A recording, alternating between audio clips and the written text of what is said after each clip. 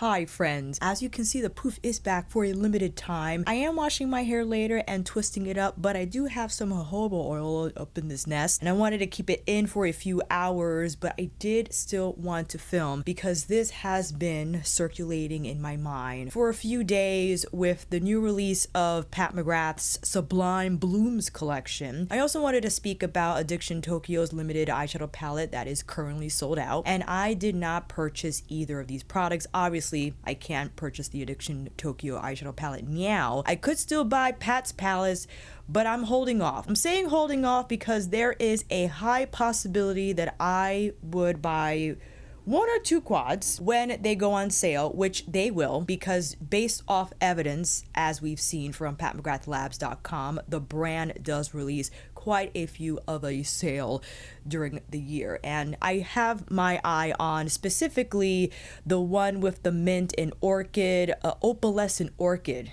is the name of the quad. And the other one, Nirvana Nectar. I have a lot of Nirvana Nectar moments in my collection. And if it's the first time you're clicking on one of my videos, hi, I'm Alicia and I have reviewed quite a bit of Pat McGrath Lab. You can visit my playlist. I reviewed not only her eyeshadow palettes, but number of other makeup products from her brand, as well as filmed 6-look videos with palettes that are released already and all that good stuff. It is okay for me to not buy this, even if I am a Pat McGrath stan, because I do recognize the critique and the disappointment, because if you were like myself and when the brand first hit the beauty stage, it was rather extravagant with the black lacquer casing for her mothership palettes as well as her quads that we didn't see initially, but for the first time, 2019 holiday release, where she had the black lacquer packaging encasing her specialized Blitz triple number formulas, the VR whatever formulas. Those were exquisite and people were so upset about the price, but man, now we wish we had those again, because as of late, and I saw this from the collection before that released a few months back, like the Love collection, something like that, was in a quad cardboard packaging, and we now see cardboard here retailing for $56. Now her quads, the black lacquer ones, I think those retailed in 2019 $65. Correct me if I'm wrong. And some of her current quads, the ones that are still in the black lacquer casing, those are $62. The cardboard is less. I think you just have to figure out for yourself if that is still too expensive, $56 versus $62. And also the Blitz Astral Quad, well, I'm not entirely, well, I think just based on the photo, the pans are smaller. And I do believe that when the pans were bigger, the entire quad compact retailed for $65 and not $62. Again, I'm not saying this as fact, I'm just speculating based on my memory.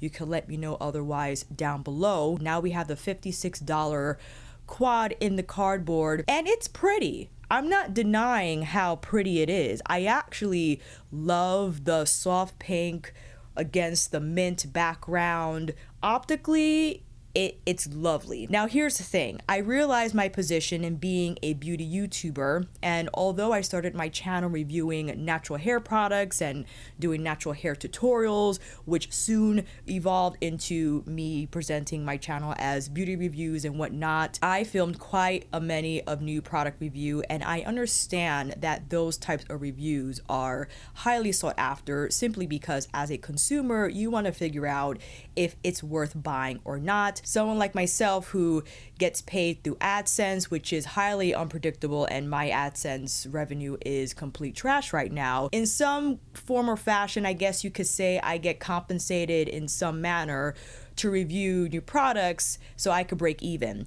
I have not broken even. I can't even tell you how much consumer debt I acquired buying new makeup in trying to make it up by reviewing it on YouTube, and I have not caught up. And recently I underwent a vicious declutter. I threw away a lot of stuff, but I also gave away a lot of stuff. I perhaps had around 4 Whole Foods worth of makeup filled to the brim. My mom works at City College. My dad helped her bring all this makeup to her job. I was at Maddie's at the time because I would have helped 100%. Shout out to the parents, okay? Everyone at City College had a field day. Came to my mom's office, went through the stuff, took what they wanted and whatnot, and it was great. So I'm happy that I at least, yes, I took a huge loss. Happy to know that there are individuals who appreciate the free makeup and they will provide it a new loving home. Because I just underwent that crazy declutter, I just didn't have it in me to buy new makeup again because I just saw the dollar signs just being poured into bags, into garbage, and I just couldn't do it at that time. Again, there is a possibility that I could buy this quad, but I have a few eyeshadows here that I could use to kind of replicate kind of what this quad is giving, and I'm just going based off the photos. Again, not taking away its beauty. I don't know if this is Pat's typical metallic formula that I adore. I don't think they're special shades, as usually the special shades are baked. These all look pressed, and the photographs truly amplify the texture and give the impression that these are ultra sparkly. All right, I do have the Bridgerton palette. Can't stand the Bridgerton packaging, but I remember there being this mint. Oh, but I think the baked one is in the blue. Yes, okay, it's not mint. It's more of a sky blue, but this is baked, and I think it's lovely. So I'm off on the comparison, but still, my point is I have similar shades, even if I dip into the mint metallic here from the pink Bridgerton palette. I could make some happen with this color. Sure, it's not going to be exactly the same as it's found because I think the one in opalescent orchid is leaning a little more green, like mint teal versus strict mint. I feel this is more a pastel-y mint. And I have a shade, Strawberry Moon, from Danessa's Press and Play, her mini Lightwork Volume 3. I feel this color here mimics the one that kind of looks, let me see if I can, is there a name for this? Is the pink one that looks to have like a flip? It has like an orchid flip. So I got that going on. Okay, so we could use that. And I got a lot of purples in Pat Celestial Divinity. And I got a lot of gold. I feel the Nirvana moment is happening somewhere in Odyssey.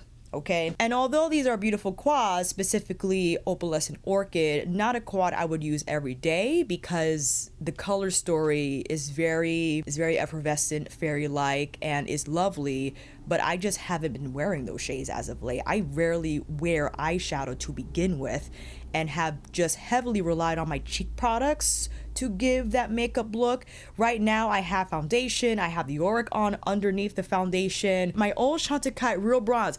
I was looking for Goa for months. I only had Sirena. It's in there somewhere. I hope so. My gosh, I definitely didn't give away Sirena. This is one of my favorite bronzers. I plopped this on. On top, I applied the Suku blurring. Well, the blurring in 101 I applied under my eyes, and 005 or just 05 I applied on top of Goa. Brows, and maybe I could put on a lip. How about that? This is the Roman Glasting Melting Balm in, oh gosh, I don't have a name for the melting. So this is the extent of my makeup, or it has been as of late, and I have not been wearing as much eyeshadow, so I couldn't bring myself to spend $56. And even with me possibly making it up with your views, I'm so far behind and so low in my AdSense. I'm like, I can't do it. Now for the Addiction Tokyo eyeshadow palette, that was a tough one to skip because as soon as Hunter, hi Hunter, let me know that Addiction Tokyo released this limited edition palette, I didn't even know about. It wasn't even on my radar. Their newsletter was in my inbox. I just didn't see it. And once I saw this palette, I said, oh man, talk about checking off all the boxes, the shades, the textures. The level of sophistication this palette emitted was too much to handle. And I think what held me back initially in not buying it right away was because I think it had existing eyeshadow shades that I currently own, because I recently did a crazy haul. And I know I just spoke about spending money and decluttering, but I had my eye on Addiction Tokyo for quite some time, wanted to take a chance and bought as much as I could during the sale they ran. And I think some of the shades I already owned were in the palette. I don't know for sure because I didn't double check and I didn't want duplicates. If it was all new shades, I probably would have just pulled the trigger and bought it. And when I checked the website recently and saw that it sold out, I had a moment of panic. I did. I had to just sit in my FOMO and say, listen, how many times have you validated purchases before? They were limited edition, you gotta get this, it's beautiful. Unfortunately, those reasons just don't cut it anymore. Just because something is beautiful, just because something is limited edition, if it's not in your budget and you have so much already, it's okay to not buy it. It's okay to miss out. That's what I said about Pat's quad, and that's what I said about Addiction Tokyo's quad. And then the FOMO started to dissipate. I didn't feel as anxious about it anymore. I didn't feel sad. I did initially, not gonna lie. I didn't feel as sad when I just discovered it sold out, because I've been thinking about it. Should I get it? Should I not? I was fine. I survived. And there are so many eyeshadow palette shades, textures in my collection that are beautiful, that will still give me the same high as if I would have purchased Opalescent Orchid or purchased the Addiction Tokyo limited palette. The same high I would have received when applying these shades for the first time, just like if I applied Yucca for the first time, when I applied Midnight Sun for the first time. I'm trying to escape that cycle and appreciate what I have already and start to film content around those items. To end the video, and those are my thoughts about why it's okay to miss out, I wanted to then create a look that is inspired by Opalescent Orchid with the shades that I showed, and that means it's time for you to come in a little closer. That's enough. Let me apply Pat's primer, which I purchased from the Selfridges sale just as a one-off. I wouldn't recommend that you purchase discounted Pat McGrath items from Selfridges because of a shipping perspective, obviously. However, since I was buying other products from the sale, I just thought to throw it in there. Now, I wish I had the shade pencil because I saw an Instagram reel on Pat's IG feed where the makeup artist used shade first, and I thought that was a great idea, but I don't know where it is. I hope I didn't give it away. I probably did. It's okay though, because I will start off the look with, we could do this shade first. Well, I feel that's a little too warm. I need something cooler. You know what? I'm gonna hop into my Addiction Tokyo. Hold on. Yes, I need Earth Wind. Earth Wind is a lovely shade, as it just adds beautiful sculpt to the eyelids, to my eyelids, where it provides just enough shading and it sets up a variety of colors because of its neutral undertone, running it through the crease in a haphazard fashion, as you see. The Addiction Tokyo shadows are exceptional. The mattes are smooth, easy to blend. If you would like to check out my full review of the items I purchased from my haul, or for my haul rather, make sure to check out the link I'll pop up above and also down below. Just whipping it out there. Okay. Now for the center of the lid, I'll go in with that mint shade, again from the pink Bridgerton palette. And while I understand it might not be as sparkly arcly as what's found in Opalescent Orchid, I'm not gonna be wearing that mint every day anyway. So that's why I'm not in a rush to get that palette. I would end up wearing Nirvana something more often because it's just more neutral. You know what I mean? But for now, I'm just gonna pop on that mint shade on the center and whip it up towards the crease in a fashion that appears like it's rising. It's rising from my lash line. I don't want it to be as neatly placed and kind of feather the edges with my finger there. So it has a very pastel-like effect, which I think Opalescent Orchid would have on me. I'm thinking if I were to buy this palette that I would kind of slap on the violet maybe all over the lid, or maybe that pink all over the lid, and then use the mint and the transformer shade, if you will, on the inner corners instead. Which, why not? Why don't we go in with Strawberry Moon, again found in the Little Lightwork palette. I actually decluttered my Lightwork palettes. I did, because they're so big and I just was not using them to their full capacity. I wasn't using them enough. They were taking up a lot of space, and I just decided to say goodbye. And someone else now has my Lightwork palette, and I am fine with that. I hope that they enjoy them and give them a lovely home to rest in. But the smaller palette I could get down with because it's more user-friendly, streamlined, edited, and it has a lot of the textures that I personally love. There are a few textures in the Lightwork palettes that I just didn't use because they were far too fussy, but all of these are not fussy at all. They're quite easy to use, and because of that, I'm just more inclined to use this more often. Now, what we can do is use the violet for maybe a little bit of a wing liner look, and for that, I will hop into Divinity. I think this was the first cardboard moment from the brand. No, it's not. That's a lie. The first cardboard moment was her 6-pan trifold palettes alongside her highlighter trio with the baked domes. That was like the cardboard moment from the brand, and then we see where it is now. But the big mama palette in cardboard, we were like, what? Is that really from Pat McGrath Labs? It sure was. Appealing to another part of the audience that was not willing to spend $100 and something on just 10 shadows, but 60 something on 18? I can't recall how much the Celestial Divinity Odyssey, the mothership without the vowels, I forgot how much those cost. Was it in the 50s or the 60s? I can't remember. I'm trying to figure out what brush I want to use. I need something on the stiff side, but I also need something that's flat on both sides at the same time. I think for now, I'm just going to use Sonia's Pencil S from her new Fundamental series and take this shade that's quite metallic-y and a little drier because it got a lot of pink particles in here. And judging from the photo, that violet looks to have like silver and blue pearl. I can't quite tell, but this purple is gonna work just fine. I'm whipping it across the lash line because we have the mint on the center and we have Strawberry Moon on the inner corner. I also thought of Cosmic. I think Cosmic's is in here. This guy here was in the original 6-pan Star Wars collaboration, the first round. That's a pretty color. And I thought about that when I saw these quads, or the Opalescent Orchid quad. I'm like, you know what? I'm gonna be fine. I'm gonna be fine. So we got, oh, that's pretty.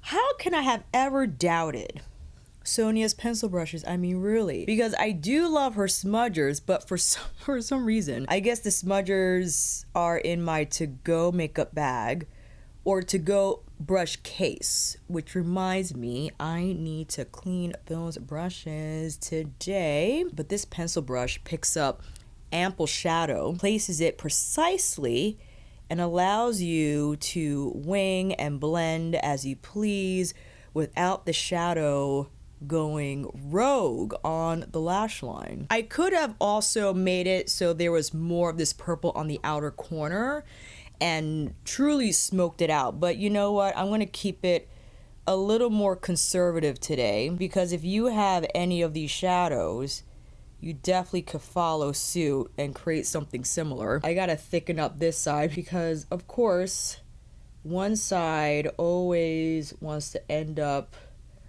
girthier than the other. So in my attempt, a feeble one, to even everything out, kind of, sort of, I'm just gonna keep it like that. And we got a lot of gold, all right? So why don't we, you know what I want to do actually? Is this the one? No, that's not the one. I want to hop into this, look at this diamond You see what I'm saying? Now that's shiny. The baked stuff can happen in the cardboard. I think it's just a matter of seeing more of those textures in the cardboard. Like, can we get this formula that I just placed here on the inner, like, oh my goodness, that looks like a flashlight. Can we get 4 of those? I'll take it in the cardboard, okay? I just like that it's baked and super reflective. That's what I want.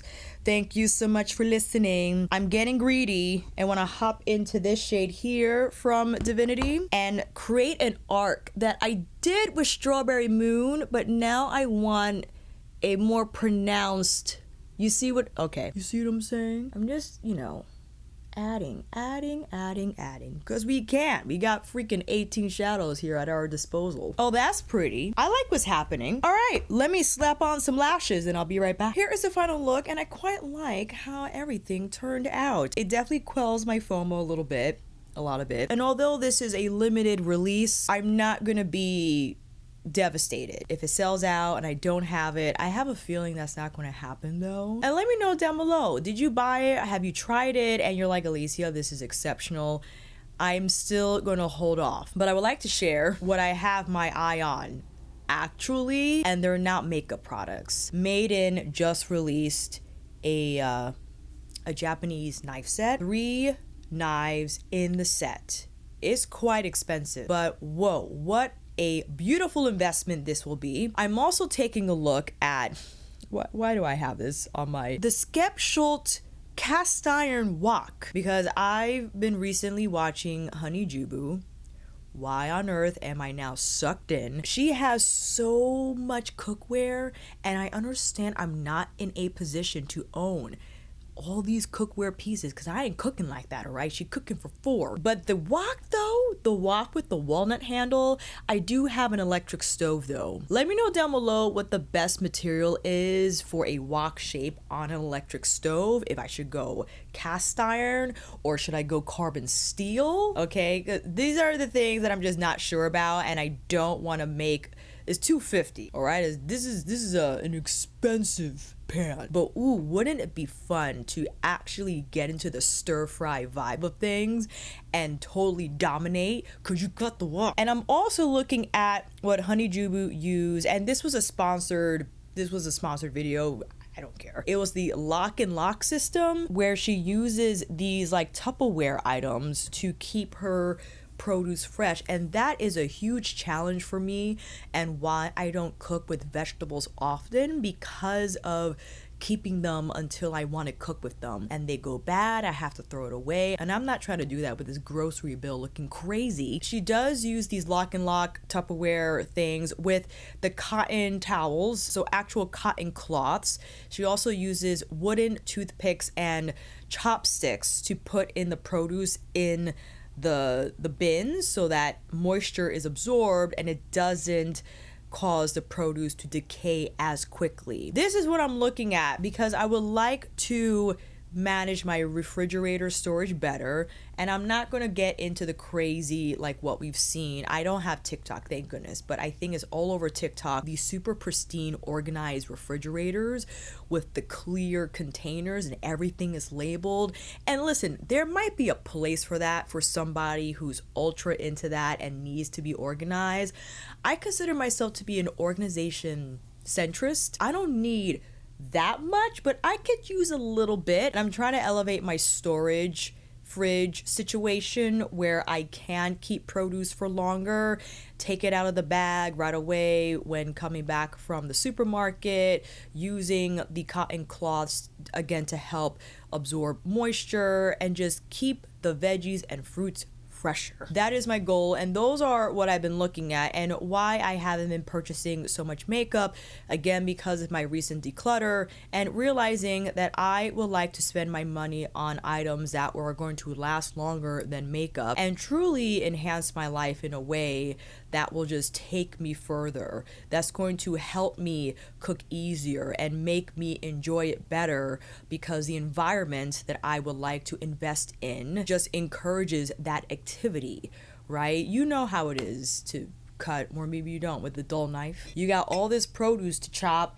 and it sucks because your knife's not sharp enough and all that, whatever. Anyway, so that's what I'm looking towards. And any of my homebodies out there that have experience and input about these items, please let me know down below. But as of now, I am okay with not buying Pat's recent release. I am okay with missing out on the limited edition Addiction Tokyo palette. And if you are going through a similar thing where you're trying to buy less and you have issues with dealing with FOMO, is totally okay. I think it happens in stages, and little by little we get to cultivate more courage in saying no to makeup, to maybe cookware. Maybe it's cookware in your situation that you don't even bat an eye towards makeup, but when it comes to pans and stuff, oh my gosh, wash out. That is it, friends. Thank you so much for joining me on this video, and please remember to like,